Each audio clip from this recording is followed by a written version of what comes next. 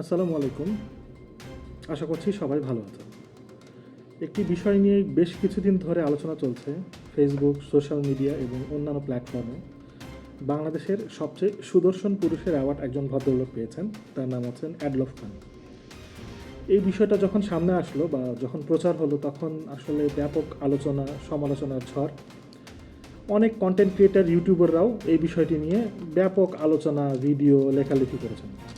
কিন্তু আসল ঘটনাটা কী হয়েছে জানেন? ঘটনাটার যেটা আপনারা জানেন ঠিক ঘটেছে তার উল্টোটা। আসেন আমরা আসল বিষয়টা জানি এবং সহজে বুঝি। গত কয়েকদিন ধরে ভাবছিলাম যে আসলে এই যে অ্যাডলফ খান সাহেব, হ্যাঁ, তো তিনি আসলে কীভাবে পুরস্কার পেলেন সুদর্শন পুরুষ হিসাবে, এবং যারা তাকে পুরস্কার দিয়েছে আসলে, হ্যাঁ, তাদের মাথায় কি ঘিরে তুলো নাই নাকি? বাংলাদেশে কি আর মানুষ নাই? তো একটু রিসার্চ এবং ঘাটাঘাটি করে পড়াশোনা করে যেটা জানতে পারলাম, তিনি আসলে শ্রেষ্ঠ সুদর্শন পুরুষ বাংলাদেশ এই পুরস্কার তিনি পাননি। হ্যাঁ, মানুষ আসলে না জেনে বিভ্রান্তি ছড়াচ্ছে। আসুন আমরা বিভ্রান্তিতে কান না দেই। তিনি আসলে ঘটনার সূত্রপাত 2-3 দিন আগে একটা অ্যাওয়ার্ড অনুষ্ঠানের একটা ছবি নিয়ে। অ্যাওয়ার্ডটা হচ্ছে 18th মিডিয়া আইকনিক অ্যাওয়ার্ড 2025। এই অ্যাওয়ার্ড অনুষ্ঠানে একজন ভদ্রলোক যার নাম হচ্ছে অ্যাডলফ খান, এই ভাইয়াটা আসলে একটা অ্যাওয়ার্ড জেতে অ্যাওয়ার্ডের একটা ছবি ভাইরাল হয়। তো সেই ভাইরাল ছবিতে সবাই লেখালেখি শুরু করে এবং ভিডিও বানানো শুরু করে যে তিনি বাংলাদেশের সবচেয়ে সুদর্শন পুরুষের অ্যাওয়ার্ড পেয়েছেন।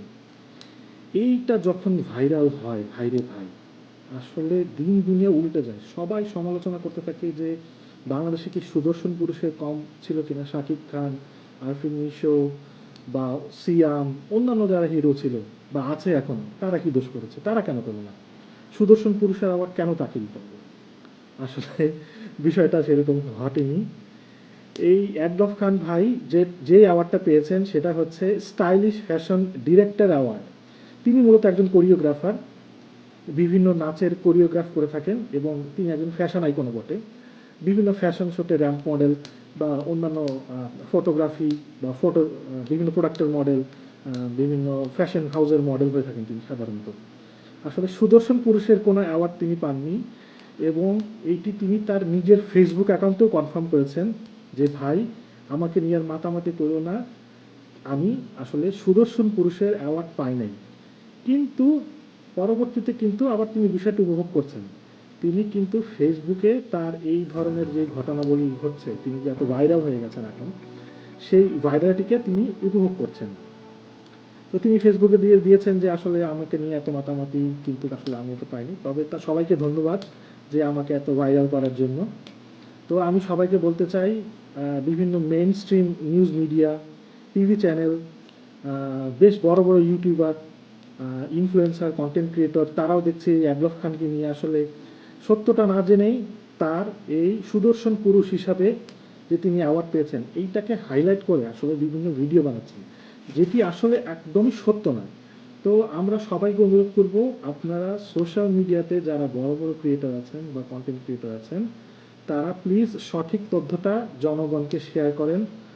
আমরা তো আসলে আপনাদের দিকেই তাকিয়ে থাকি যে আসলে কোনো ঘটনা ঘটলে যে আসলে বড় বড় ক্রিয়েটর আসলে তুমি কী বলো, কিন্তু আপনারা যদি আসলে ভুল তথ্য ছড়ান, আসলে আমরা সাধারণ মানুষ কই যাবো বলেন?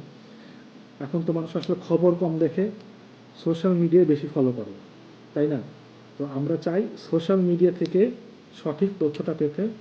আপনারা যদি ভুলভাল কন্টেন্ট বানান এবং ভিউজ এবং লাইক কমেন্টের আশায় ভুল তথ্য জনগণকে দেন, এটা আসলে একদমই কাম্য নয়। অ্যাডলফ খান নিজে কী করেছেন, তার ব্যক্তিগত কী, সে কীরকম মানুষ, সে নাচে গান গায়, হ্যাঁ, তার জেন্ডার কী, হ্যাঁ, তার দাড়ি আছে কি না, তার লোম আছে কি না, হ্যাঁ, তার চেহারা এরকম কেন, এত সাদা কেন, এই বিষয়গুলো নিয়ে আসলে কথা বলার মতো আসলে কিছু আমি দেখি না আসলে। হ্যাঁ, আপনারা ভালো ভালো কন্টেন্ট বানান, ওনাকে নিয়ে কেন কন্টেন্ট বানাতে হবে? ওনাকে ওনার মতো থাকতে দেন, উনি বিষয়টা এনজয় করতেছে, করুক। আপনাদের এত মাতামাতি কেন, বুঝলাম না আসলে। হ্যাঁ, তবে যাই হোক, মাতামাতি করেন, কোনো সমস্যা নাই, কিন্তু আশা করছি আপনি সঠিক তথ্যটা দিবেন এবং জনগণকে বিভ্রান্ত করবেন না। সকলের প্রতি আসলে এটাই অনুরোধ। অ্যাডলফ খান আসলে আবারও বলছি, বাংলাদেশের সবচেয়ে সুদর্শন পুরুষের অ্যাওয়ার্ড পাননি। তিনি পেয়েছেন হচ্ছে স্টাইলিশ ফ্যাশন ডিরেক্টর অ্যাওয়ার্ড। আমি আসলে তার ফ্যান না। আমি চাই আপনারা সবাই সঠিক তথ্যটি জানুন এবং বিভ্রান্ত না হন। ভিডিওটি ভালো লেগে থাকলে লাইক এবং কমেন্ট করুন এবং আমার পেজটি ফলো করুন। সবাইকে ধন্যবাদ।